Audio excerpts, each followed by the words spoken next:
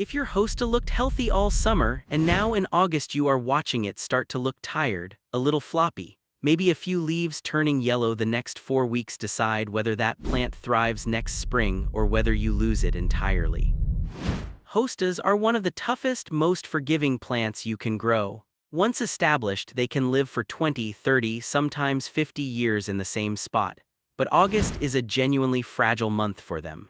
It is the transition period between active growth and winter dormancy, and every decision you make right now signals the plant what to do next. Make the right decisions and your hosta will come back next spring bigger, denser, and with more leaves than the year before. Make the wrong ones and you could either kill the plant outright or set it back by 2 or 3 full seasons. Most gardeners have no idea. They keep watering the same, they fertilize because the plant looks tired, they tidy up the foliage, and they wonder why come next May the hosta comes up smaller, weaker, or not at all. In the next few minutes, you'll learn the 5 things you must never do to a hosta in August. Some are obvious, some are counterintuitive, but number 3 is the mistake that outright kills more hostas every August than every pest, disease, and winter combined. Stay with me. Why August is different. Before we get to the 5, you need to understand one thing about hostas that changes everything about August care. Hostas store their energy for next year in their crowns, the thick, knuckly mass of tissue at the base of the plant, sitting just below the soil's surface. Every leaf you see above ground is a solar panel. From May through July, those leaves take sunlight, convert it to sugar, and store the sugar in the crown. By early August, that direction reverses. The leaves are no longer building energy for the current season. They are actively pushing the last of their stored sugars down into the crown, packing it away for next spring's emergence. Every leaf still on the plant is doing this work right now. Which means anything you do that stresses the plant, damages the leaves, or forces the plant to redirect energy away from that storage process comes directly out of next year's spring performance. The 5 mistakes in this video all interrupt that storage process, which is why they matter so much more in August than they would in June. Let's start with the most common. Mistake number 1, cutting back healthy foliage. Some gardeners in August look at their hostas, see a few yellowing leaves or some slug damage and decide to tidy the plant up. They cut off any leaf that looks less than perfect. Sometimes they cut the whole plant back by a third. That is the exact opposite of what the plant needs. Every leaf you cut off in August is a solar panel you just removed, and that solar panel was actively delivering the last of the season's energy down to the crown. Cut it off and that energy is lost. It does not go anywhere else. It is simply not there when the plant tries to emerge next April.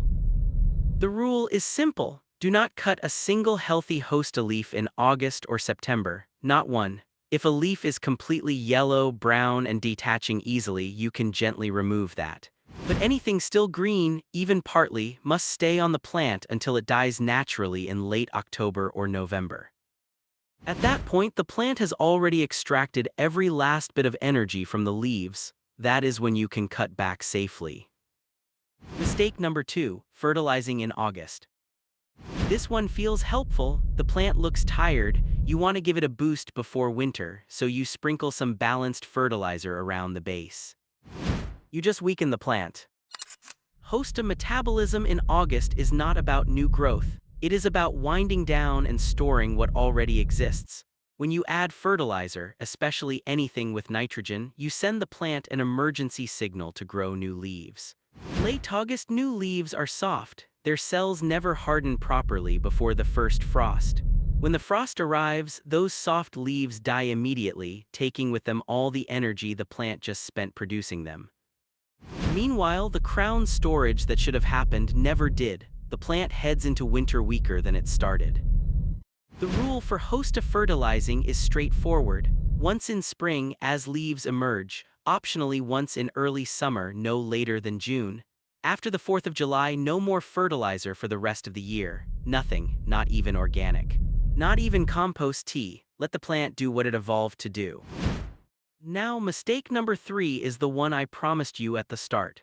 This is the mistake that outright kills more hostas in August than any pest, any disease, or any winter freeze. And it happens because of the exact instinct that seems most caring.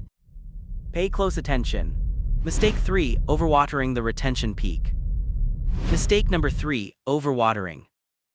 Hostas love water. It says so on every plant tag in every nursery. It says so in every gardening article. And on top of that, August is hot, so it feels obvious that watering more is the right response. It is not. Here is what actually happens when you overwater a hosta in August. The crown of a hosta sits just below the soil surface.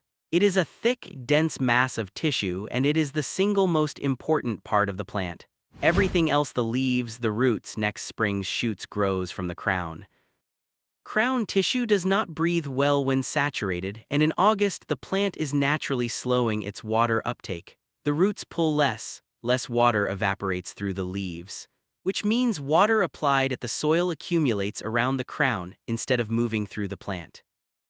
That trapped moisture invites a fungal infection called crown rot. Crown rot is silent. You do not see it on the leaves, you do not see it above the soil. The first sign is usually that the whole plant collapses one morning, seemingly overnight. When you dig it up, the crown is soft, black, and mush. At that point, the plant cannot be saved. The crown is the plant, and once it is gone, the plant is gone. The rule is simple. In August, water a hosta only when the soil 2 inches below the surface is dry. Stick your finger in. If it feels moist, walk away. If it feels dry, water once deeply at the drip line.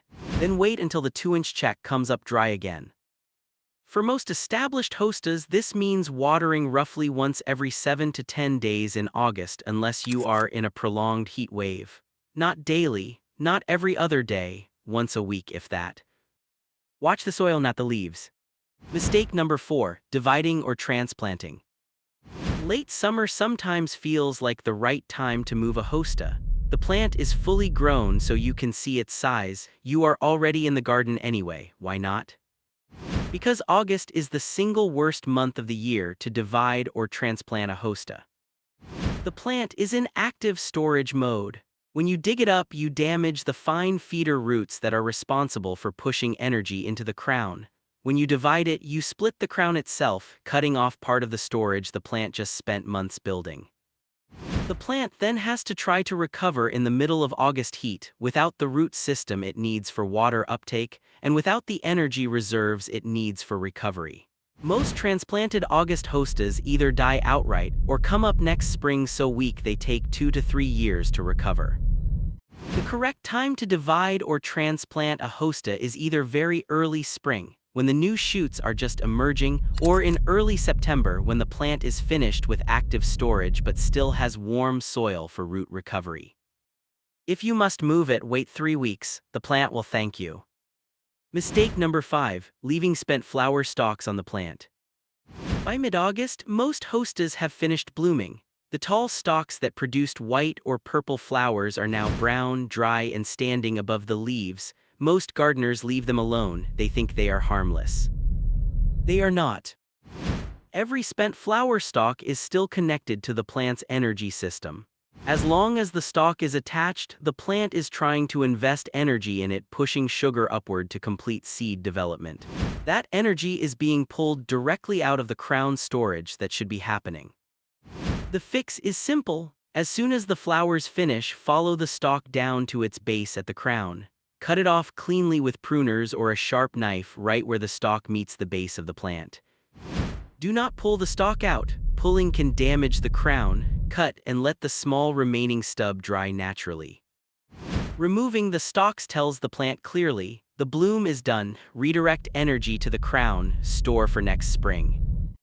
This one small action, done in a single afternoon, can meaningfully increase how much energy your plant packs into its crown before dormancy. And that translates directly into a bigger, denser hosta next May. So there they are. Do not cut back healthy foliage, do not fertilize, do not overwater, watch the soil not the leaves, do not divide or transplant, and do cut spent flower stalks at the base. Follow these 5 rules for the rest of August into early September, and your hosta will come back next spring with more leaves, denser growth, and better color than it did this year. Hostas were built to live for decades in the same spot. All they need from you in August is restraint. Water less, cut less, feed nothing, and let the plant do what it evolved to do. Get out of its way, and next spring will show you the difference. We'll see you in the next one.